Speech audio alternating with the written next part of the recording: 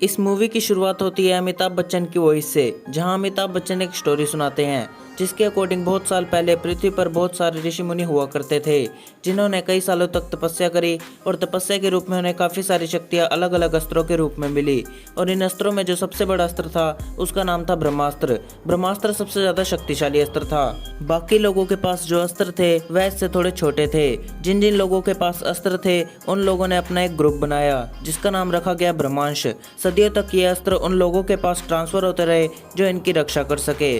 और अब यहाँ से हमारी मूवी जाती है प्रेजेंट टाइम में और हमें यहाँ पर इस फिल्म के मेन हीरो शिवा को दिखाया जाता है। शिवा मुंबई में डीजे का काम कर रहा होता है कि तभी पहली बार वो ईशा को देखता है। यहाँ पर सभी लोग दशहरा का उत्सव मनाने के लिए आए हुए थे, तभी रावण जलना शुरू हो जाता है। शिवा को रावण को देखकर कुछ विजन्स आने लगते हैं और इसके बाद सीन शिफ्ट होता है दिल्ली में, जहाँ हमें एक साइंटिस्ट मोहन को दिखाया जाता है। मोहन किसी अस्त्र के टुकड़े के ऊपर रिसर्च कर रहा होता है और इस अस्त्र का नाम होता है ब्रह्मास्त्र। इस फिल्म में ब्रह्मास्त्र के 3 टुकड़े होते हैं और मोहन के पास 1 टुकड़ा होता है और वह इस टुकड़े के ऊपर रिसर्च कर रहा होता है। तभी वहाँ पर 2 लोग आकर उससे वह टुकड़ा छीनने की कोशिश करते हैं, पर मोहन उस टुकड़े को लैब के अंदर फेंक कर उनका ध्यान भटकाकर अपने अस्त्र को पहन लेता है। उसके अस्त्र का नाम था वानर अस्त्र। इस अस्त्र के अंदर वानर की सभी शक्तियाँ होती है जिससे मोहन हवा में उड़ सकता था। वानर अस्त्र पहनने के बाद मोहन वहाँ से निकल जाता है।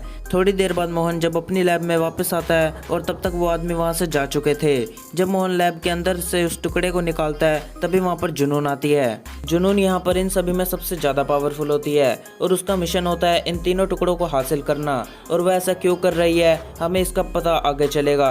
जुनून यहाँ पर अपनी काली शक्तियों का इस्तेमाल करके मोहन को पकड़ लेती है और मोहन से पहला टुकड़ा हासिल कर लेती है और मोहन से बाकी 2 टुकड़ों के बारे में पूछती है। इसके बाद सीन शिफ्ट होता है शिवा पर। शिवा को विजन्स में ये सब कुछ दिखाई दे रहा था जिसकी वजह से वो बेहोश हो जाता है। जब उसे होश आता है तब तक वहाँ से ईशा जा चुकी होती है। इसके बाद शिवा अगली पार्टी में जाता है, तब उसे वहाँ पर ईशा फिर से दिखाई देती है और इस बार उसकी ईशा से दोस्ती हो जाती है। बातों ही बातों में शिवा ईशा को बताता है कि वह एक अनाथ है। उसकी माँ बचपन में ही गुजर गई थी। उसकी माँ ने जाते जाते उसे एक शंख दिया था। यह शंख इस कहानी में बहुत इंपॉर्टेंट है। इसके बाद शिवा को दोबारा विजन्स आना शुरू हो जाते हैं और तब तक जुनून ने मोहन के दिमाग में घुसकर यह पता लगा लिया होता है कि दूसरा टुकड़ा बनारस में किसी आर्टिस्ट के पास है जिसका नाम अनीश है और तीसरा टुकड़ा किसी गुरु के पास होता है जो कि पहाड़ों में रहा करता है। जुनून को इससे आगे कुछ भी पता ना चले इसलिए मोहन खुद को बिल्डिंग से धक्का दे देता है।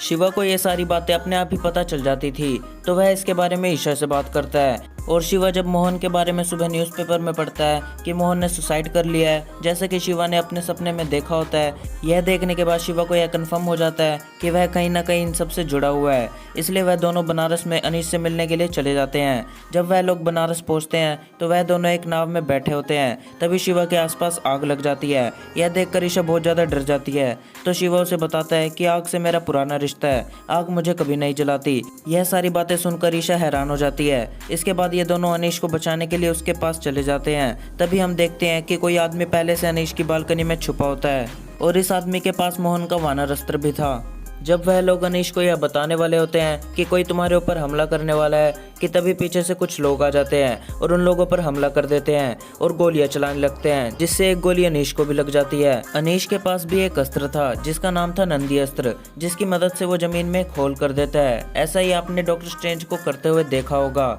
इसके बाद ये तीनों वहाँ से निकल जाते हैं। जब वह लोग गाड़ी से जा रहे होते हैं तभी अनीश इन्हें सब कुछ बता देता है और यह भी बता देता है कि तीसरा टुकड़ा गुरुजी के पास है जो कि हिमालय की पहाड़ियों में रहते हैं और उनका एड्रेस भी दे देता है। एक जगह इनकी गाड़ी रुकती है तभी शिवा को फिर से विजन्स आने शुरू हो जाते हैं जिससे उसे पता चलता है कि कोई उनका पीछा कर रहा है। दरअसल इनके पीछे एक ट्रक आ रहा होता है जिसमें जुनून और इसके 2 साथी बैठे होते हैं। इसके बाद अनीश ईशा को ब्रह्मास्त्र का दूसरा टुकड़ा दे देता है और खुद जुनून से लड़ने के लिए पहुंच जाता है। इसके बाद अनीश अपने नंदी अस्त्र की पावर यूज करता है और उस ट्रक को खाई से नीचे गिरा देता है, पर नीचे गिरने से पहले जुनून ने कवच का यूज करके खुद और अपने साथी को बचा लिया होता है। इसके बाद ये लगातार नंदी के ऊपर हमला करने लगते हैं और वहीं दूसरी तरफ एक आदमी ईशा के ऊपर हमला कर देता है, पर शिवा किसी तरह से अपनी कार लेकर वहाँ से भाग जाता है और वह आदमी भी इनका पीछा कर रहा होता है। इसके बाद शिवा और ईशा आश्रम के पास पहुँच जाते हैं और वह आदमी भी इनके पीछे पीछे यहाँ आ जाता है। तो शिवा उस आदमी को अपनी कार के साथ खाई में गिरा देता है। जब वह लोग आश्रम के गेट के पास पहुंचते हैं तभी वह आदमी खाई से निकलकर फिर से ईशा पर हमला करने के लिए आता है। ईशा के ऊपर खतरा देखकर शिवा के अंदर से उसकी अग्नि अस्त्र की पावर्स आ जाती है और शिवा अपनी पावर्स का यूज करके उस आदमी को बहुत दूर फेंक देता है। इस सब के बाद वो खुद भी बेहोश हो जाता है। जब शिवा को होश आता है तब वह आश्रम के अंदर होता है। जब वह खिड़की खोलकर बाहर देखता है तो उसके सामने वही गुरुजी होते हैं और उनके साथ कुछ और लोग भी होते हैं जिन सभी के पास अलग अलग अस्त्र होते हैं। यहाँ पर गुरु इन सब को बताते हैं कि मुसीबत आ चुकी है, हम सभी को मिलकर उससे लड़ना होगा। इस आश्रम में और भी कुछ यंगस्टर्स होते हैं जो कि अस्त्र को चलाना सीख रहे होते हैं, लेकिन शिवा को यहाँ पर इन सब चीज़ों में कोई भी इंटरेस्ट नहीं था। उसे ईशा मिल गई है, उसे अब और कुछ भी नहीं चाहिए था। वो ये जगह छोड़कर जाना चाहता था। इस पर वहाँ जो गुरुजी होते हैं वह बोलते हैं कि अगर तुम यहाँ से जाना चाहते हो तो चले जाओ, लेकिन तुम अपने माता पिता के बारे में कभी नहीं जान पाओगे। यह सुनकर शिवा को वहाँ रुकना ही पड़ता है क्योंकि शिवा को अपने माता पिता के बारे में कुछ नहीं पता था। हालांकि वह अपनी माँ के बारे में थोड़ा बहुत जानता था क्योंकि जब वह छोटा था तब उसकी माँ की डेथ हुई थी, पर उसने अपने पापा को कभी नहीं देखा था। जब वह गुरुजी से अपने माता पिता के बारे में पूछता है तब वह बोलते हैं कि तुम्हें पूरी कहानी जानने के लिए यहीं रुकना होगा। इसके बाद वह गुरुजी ईशा को बोलते हैं कि वह घर वापस जाकर शिवा का सारा सामान यहाँ लेकर आ जाए और उसकी सुरक्षा के लिए उसके साथ 3-4 शक्तिशाली लोग जाएंगे। ईशा गुरुजी की बात मानकर वहाँ से निकल जाती है और इसके बाद शिवा की प्रैक्टिस शुरू हो जाती है।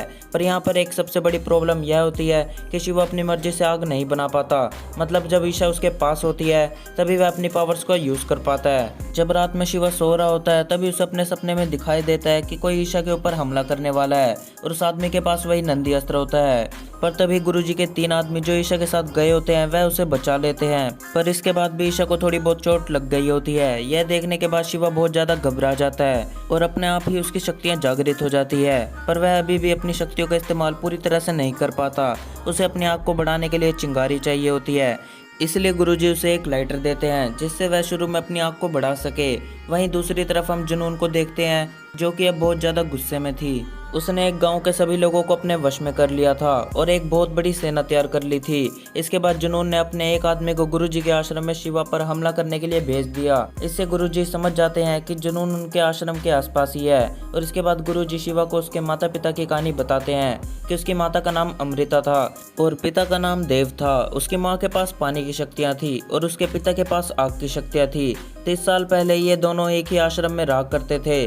उस वक्त तक ब्रह्मास्त्र के टुकड़े नहीं हुए थे। देव अपने अस्त्र के अलावा 3 और अस्त्र को धारण किया करता था, इसलिए वह आश्रम में सबसे ज्यादा शक्तिशाली था। इसके बाद भी उसे ब्रह्मास्त्र की शक्तियाँ चाहिए थी। उसने अपनी अग्नि अस्त्र की शक्ति से सभी लोगों को हरा दिया था और ब्रह्मास्त्र को पाने के लिए आगे बढ़ रहा होता है कि तभी उसे अमृता रोक लेती है और दोनों के बीच में फाइट होती है और अमृता उस ब्रह्मास्त्र के टुकड़े को 3 हिस्सों में बांट देती है। बाद में 2 टुकड़े किसी तरह से गुरुजी को मिल जाते हैं और तीसरा टुकड़ा खुद शिवा के पास होता है। गुरुजी शिवा को बताते हैं कि तुम्हारी माँ ने मरने से पहले तुम्हें जो शंख दिया था वह एक मायावी शंख है। वह शंख अस्त्र में तब तक नहीं बदलता जब तक इसके मालिक का खून उसके ऊपर ना लगे। वह शंख सबसे पहले अमृता के पास था, पर शिवा उसी का बेटा है तो उसके अंदर भी अमृता का ही खून है। तो शिवा का खून उस शंख के ऊपर पड़ते ही वह अस्त्र में बदल जाता है। दूसरी तरफ हमें पता चलता है कि देव जिसे अमृता ने हरा दिया था वह एक मूर्ति में कन्वर्ट हो गया था। मतलब वह अभी पूरे तरीके से मरा नहीं था और जुनून को ब्रह्मास्त्र उसी देव के लिए चाहिए था क्योंकि ब्रह्मास्त्र उसे दोबारा जिंदा कर सकता है।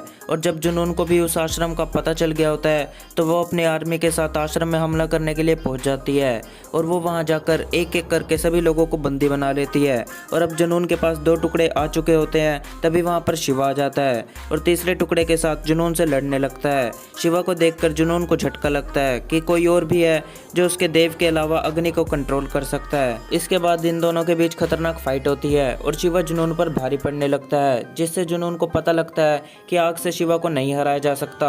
इसीलिए वह देव से हेल्प मांगती है और उसके पास आ जाती है पानी की शक्तियाँ। असल में जुनून देव की थोड़ी बहुत ही शक्तियों का यूज कर सकती थी। जब उसे पानी की शक्तियाँ मिलती है तब वह उस जगह पर बारिश कर देती है जिससे शिवा की सारी आग बुझ जाती है। शिवा अपनी सारी शक्तियों को जागृत करके जुनून को खाई में गिरा देता है। सभी को लगता है कि फाइट यहाँ पर खत्म हो गई, पर तभी खाई से बाहर जुनून आती है और वह ईशा से 3 टुकड़े छीन लेती है और इन्हें मिला देती है। 3 टुकड़ों के मिलने से ब्रह्मास्त्र का निर्माण होता है। पर यहाँ पर ब्रह्मास्त्र की पावर इतनी ज़्यादा होती है कि जुनून उसे सहन नहीं कर पाती और उसकी वहीं पर मौत हो जाती है। ब्रह्मास्त्र के जागृत होने से पूरे ब्रह्मांड में खलबली मच जाती है और ईशा जो खाई के पास खड़ी होती है वह खाई में गिरने वाली होती है। तभी वहाँ पर शिवा पहुँच जाता है और ईशा को बचा लेता है। पहली बार वह बिना किसी बाहर की अग्नि के अपने अंदर की अग्नि को जागृत करता है और ब्रह्मास्त्र की शक्तियों को कंट्रोल कर लेता है। ब्रह्मास्त्र के शांत होने से शिवा को ऐसा लगता है कि वह लोग जीत गए क्योंकि तीनों टुकड़े उनके पास है। पर तभी हमें पता चलता है कि जिस टाइम पे जुनून ने ब्रह्मास्त्र के तीनों टुकड़ों को जोड़ा था उस वक्त ब्रह्मास्त्र की सारी पावर उस मूर्ति पर पड़ती है और वह मूर्ति टूट जाती है और उसके अंदर से निकलता है अग्निदेव। और इसी तरह से मूवी का पार्ट 1 यहाँ पर खत्म हो जाता है। गाइज ये मेरी पहली एक्सप्लेनेशन वीडियो थी। अगर पीछे बैकग्राउंड में कोई साउंड आ रही हो तो यार उसे नेग्लेक्ट कर देना और वीडियो को लाइक करके चैनल को सब्सक्राइब कर देना।